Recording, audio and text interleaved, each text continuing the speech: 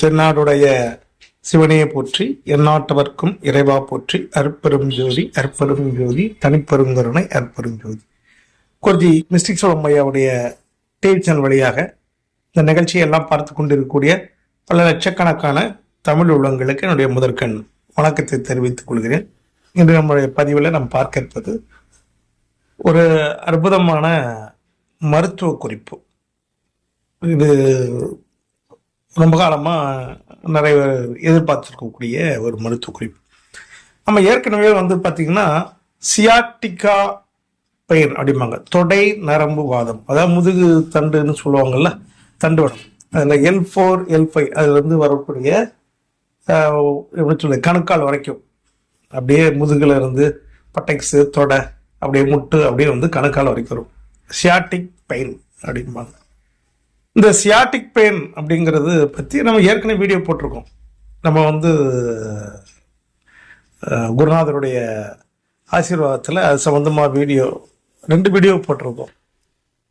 அதில் தைலம் காய்க்கிறது, தமிழ் சித்த மருத்துவ ரீதியாக தைலம், இந்த தைலம் காய்ச்சி எப்படி யூஸ் பண்ணணும் அப்படிங்கிற மாதிரியெல்லாம் நிறைய சொல்லியிருக்கிறோம். அதை பற்றி அந்த வீடியோக்கெல்லாம் பார்த்ததுக்கப்புறமா ஒரு 100க்கும் மேற்பட்டவங்க என்கிட்ட தொடர்பு கொண்டு அது சம்மந்தமான அந்த தைலத்தை ரெடி பண்ணி வாங்கி வச்சு யூஸ் பண்ணி நிறைய 100கணக்கான பேருக்கு அந்த ப்ராப்ளம் சால்வ் ஆச்சு. இந்த சியாட்டிக் பெயின்ங்கிறது எங்கள் குடும்பத்தில் அதை ரொம்ப கஷ்டப்பட்டு நாங்கள் அதை நிவர்த்தி பண்ணோம். ஆப்ரேஷன் சர்ஜரிலாம் எதுவும் இல்லாமல் பண்ணோம். இந்த சியாட்டிக்கா பெயின் அப்படிங்கிறது அந்த வலி உயிர் போகிற அளவுக்கு இருக்கும், தாங்கவே முடியாது. 24 hours படுத்தாலும் உட்கார்ந்தாலும் குனிஞ்சாலும் நிமிர்ந்தாலும் எப்படி இருந்தாலும் தாங்க முடியாது, அப்படி இருக்கும். அந்த வலியை தாங்கிக்க முடியாது, கரண்ட் ஷாக் அடித்த மாதிரி இருக்கும். சரிங்களா? அதுதான் அந்த சியாட்டிக்கான்னு பேர். அப்போ அந்த பெயினை எப்படி சரி பண்ணுறது அப்படின்னு பார்க்குறப்போ நம்ம எல்லாருக்குமே சொல்லக்கூடியது ரொம்ப மெயின் என்ன அப்படின்னு கேட்டிங்கன்னா, முதல்ல ஃபிசியோதெரபி அதுதான் முதல்ல தெரிஞ்சிக்க வேண்டியது.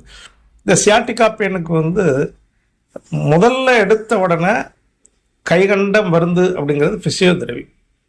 ஃபிசியோதெரபி அப்படின்னு சொல்கிறது நிறைய பேர் ஆர்த்தோ டாக்டரை நாங்கள் பார்க்குறோம் அப்படின்னு சொல்லுவாங்க. நான் அதை குறைவாக சொல்ல, டாக்டர் பார்க்குறது தப்பு கிடையாது.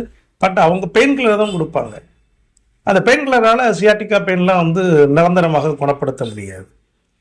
ஆனால் அதுக்கு ஃபிசியோதெரபி பண்ணால் கொஞ்சம் ரெக்கவரி கிடைக்கும். ஒரு 30 to 40% என்ன செய்யும், எமர்ஜென்சியாக ஒரு உயிர் போகிற வழியை கொஞ்சம் தாங்குற மாதிரி என்ன செய்யும், கொடுக்கும் சியாட்டிக்கா ஃபிசியோதெரபி. பட் ஃபிசியோதெரப்பியை நான் எப்படி சொல்லுவேன்னா, ஃபிசியோதெரபி டாக்டர்னு தனியாக கிளினிக் வச்சுருக்காங்க, அவங்கள போய் பாருங்கன்னு தான் நான் ரெக்கமெண்டேஷன் பண்ணுவேன்.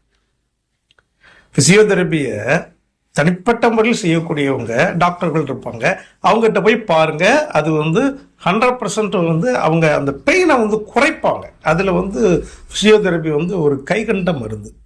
அதில் அவங்களுக்கு நம்ம தலைவணங்கணும். ரொம்ப அற்புதமான ஒரு ட்ரீட்மெண்ட். எக்ஸசைஸ், ட்ராக்ஷன் போடுவாங்க, எக்ஸசைஸ் கொடுப்பாங்க. அதை ஃபாலோ பண்ணாலே ஒரு உயிர் போகிற வழியை நம்ம குறைச்சிக்கலாம். இது உண்மை. அடுத்தாப்பில் பார்த்திங்கன்னா, எங்களுடைய குடும்பத்தில் பாரம்பரிய ஹோமியோபதி மருத்துவம், நான் குருநாட்டை கற்றுக்கிட்ட பாரம்பரிய மருத்துவ குறிப்புகள், இது மூலமாக நான் பார்த்ததில் ஒரு சில மெடிசன்ஸ் சொல்கிறேன். இது ஹோமியோபதியில் உள்ள மெடிசன்ஸ் தான். சரிங்களா? அந்த மருந்துகளை நம்ம என்ன செய்யலாம், சாப்பிடலாம். என்னதெல்லாம் அப்படின்னு பார்த்தீங்கன்னா, ஃபெரம்பாஸ் அப்படின்ட்டு ஒரு மருந்து இருக்குது. அடுத்தாப்பில் பார்த்திங்கன்னா மேக்பாஸ், மெக்னீசியம் பாஸ்ன்னு சொல்லுவாங்க, அது ஒரு மருந்து. அப்புறம் காலிபாஸ் அப்படின்னு சொல்லுவாங்க, இது ஒரு மருந்து. இது 3 மருந்து கூட ஜெல்சிமியம் அப்படின்னு ஒரு மருந்து. ஜெல்சிமியம் ரொம்ப அருமையான மருந்து.